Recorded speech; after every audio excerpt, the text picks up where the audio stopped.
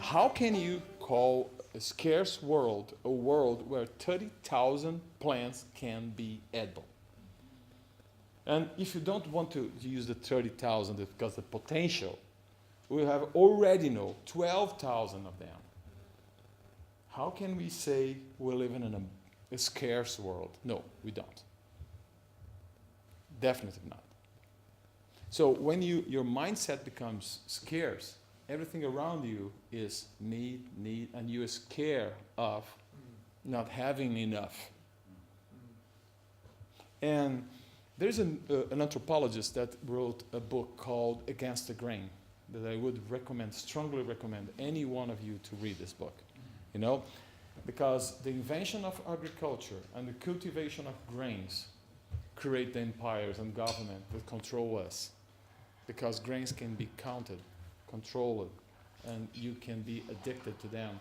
And with this, the government controls you. There's no one empire out of bananas, yam, or chufas. Okay, the empire of chufas, though. It's impossible. Or the empire of the bananas. Only where you have grains, you have empires. Angkor, China, Japan, Incas, Mayas, Aztecas, Egypt, Romans, Babylonians, and all of them have been destroyed because of that. Because the culture of scarcity and controlling people through scarcity. So why I'm on food, it's at least a good reason. I will ask Giovanna, keep going. So some of the non-traditional edible plants, go. Oh, our chickens. And some seasoning. Go fast. Go back. Yeah. This one is I live in a Carmelite convent that was abandoned for 5 years, and we adapted the place. And a lot of people say, oh, I have a small backyard, and I have all cemented my backyard. I have no space, and I have no money. So all that you're saying was on the trash. All this is from referring to upcycled, maybe? Refurbished? Yeah. So it wasn't rubbish. Mm-hmm. And we created this in 1 week using nails and goodwill. Okay? And our goal is to produce at the end of the year, and the space is not bigger than this.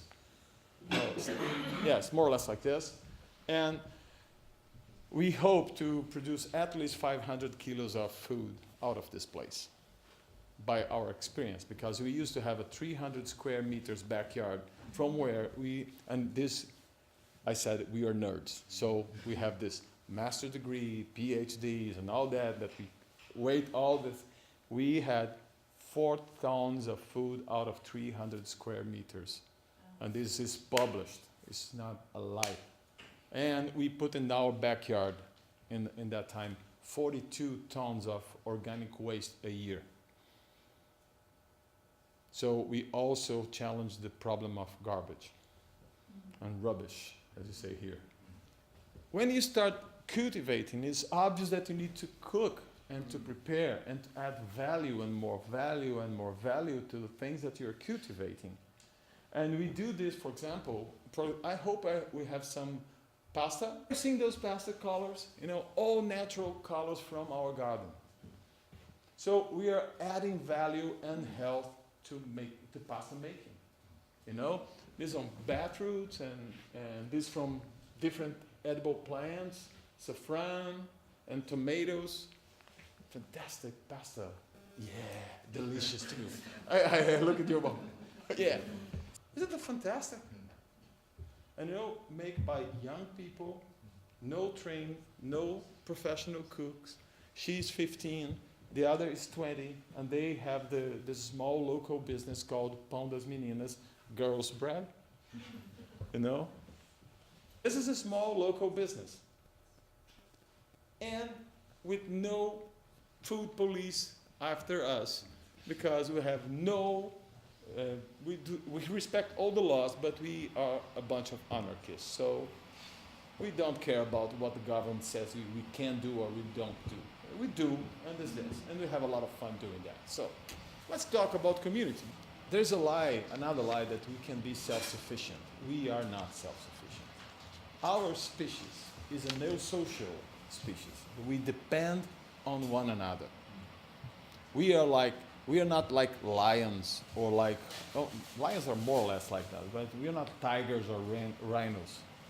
We are more like the ants, the bees, the termites, the zebras, the gnus, the dogs, the hyenas. No, we are cooperative, collaborative, and altruistic species.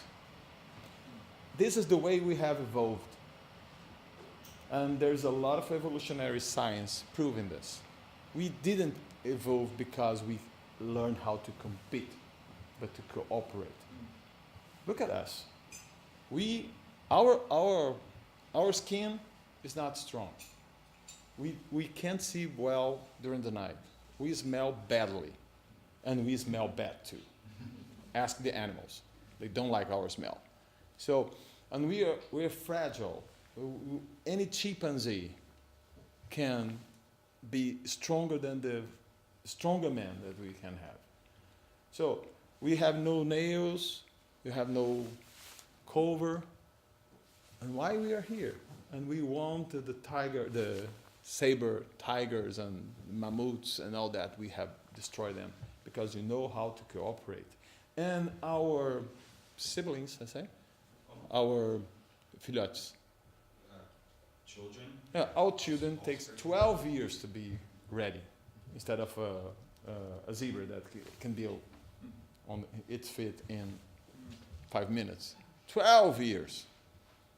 How we get here? Because we cooperate with one another. We are very altruistic.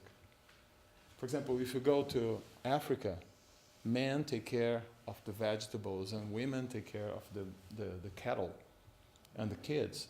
If you go to Brazil, our original people, the men take care of the animals and the women take care of the vegetables. And this is not because men do this because we are always caring to one another. Where is dangers? So we are not that necessary. They are much more necessary than us. So where you go, the men expose themselves to the danger to keep the family, to take care of one another. So we are not self-sufficient. We are codependent. And we are treating this in our consultories. You are a codependent person. Yes, I am. Yes, definitely I am.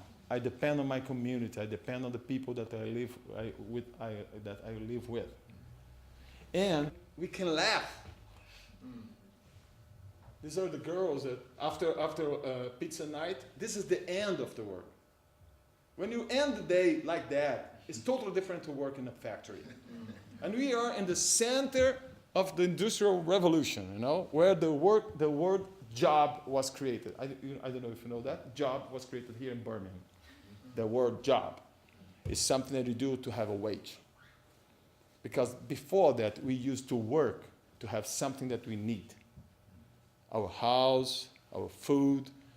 I don't know how would you react to that until 1930 in Africa. There was no unemployment, no lack of housing, no lack of jobs. Because people could build their homes and they do well with that until the Europeans went there and said that's not a proper home. And then if you want to build your home, you go there and make your home. Now we have all these permissions and things that you can follow. We are able to work and do what we need. We could cook, we could build, we could walk. Now we depend on cars, transportation. We don't know how to keep our health. We don't know how to educate our kids, so we need to delegate our kids to others to educate them. And sometimes I think that the job is not well done. Look around you. There's a lot of people that went to school that are destroying things, that are, being hateful, don't know how to cooperate, and are not here today because they're doing anything but thinking about something good, just to provoke. This is what we made. We understood that in the world today, people are not dialoguing to one another. And instead of having a project, we said, you know where is the best place in the world for you to have a dialogue around food? So we extended our table and invited people. Those are not only members of our community, but neighbors and people that we live with and that have a relationship. And now during the hard times that we are passing, we are saying, don't let the melancholy and depression hold your heart, you know, and steal your smile. Come every Saturday and you have a good doses of laughing and good food. Gourmet food, by the way. And that you can pay using different currencies, not only the money debt, the bank debt currency.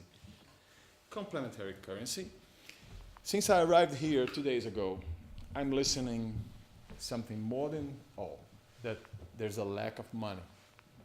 Have no money. You have no money. And we have this austerity. Oh, the austerity program, the austerity politics, and because we have no money, so my suggestion, what about you print your own money? It's a good solution. Yeah, you're laughing, man. It's obvious.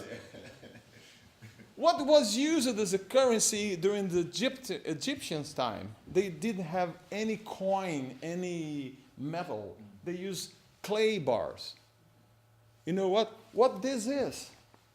Printed paper just to help you to transport the value of a camel to the value of a barrel of wheat. You don't need to take the camel with you. You can use this. This represents the camel.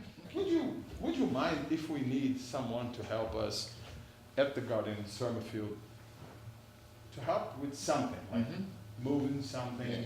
Yeah? So you already has a bank account with Gomos. Now you have 187 Gomos with you.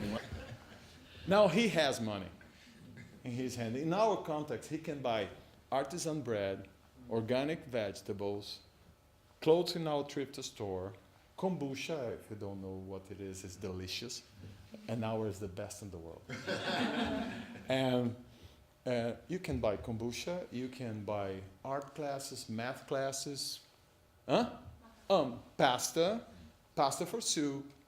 All that is needed. It's not, having this to play Monopoly.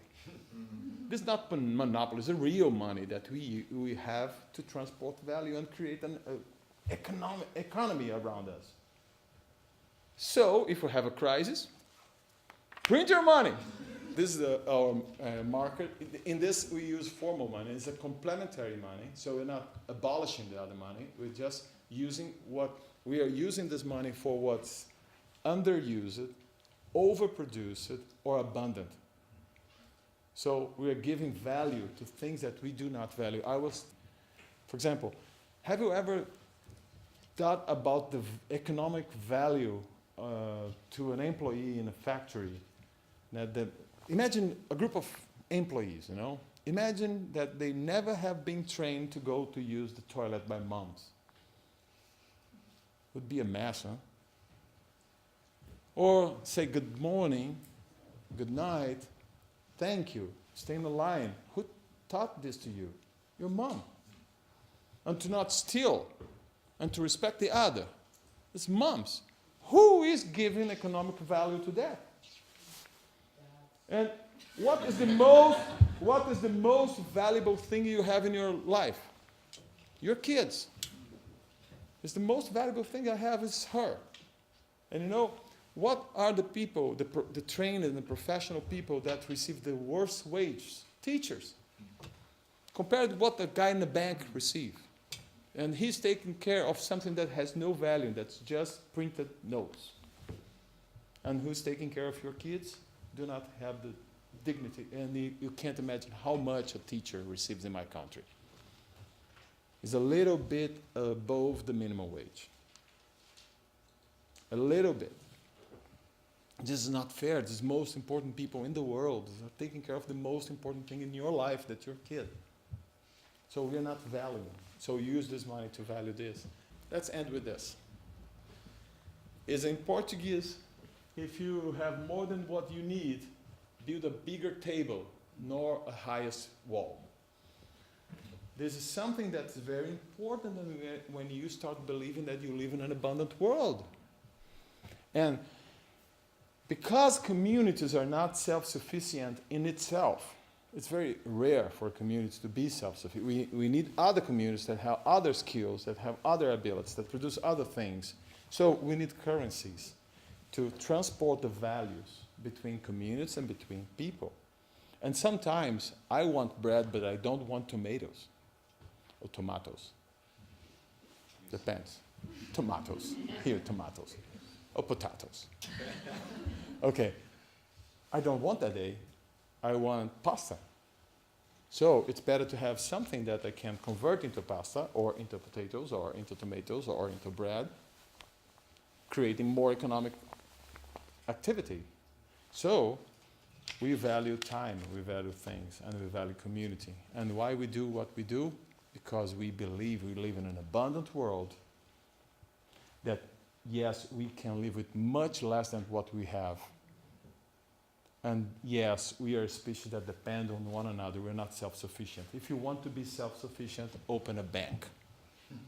And you'll be very rich and self-sufficient. I prefer to be codependent. Thank you very much. I'm open for your questions.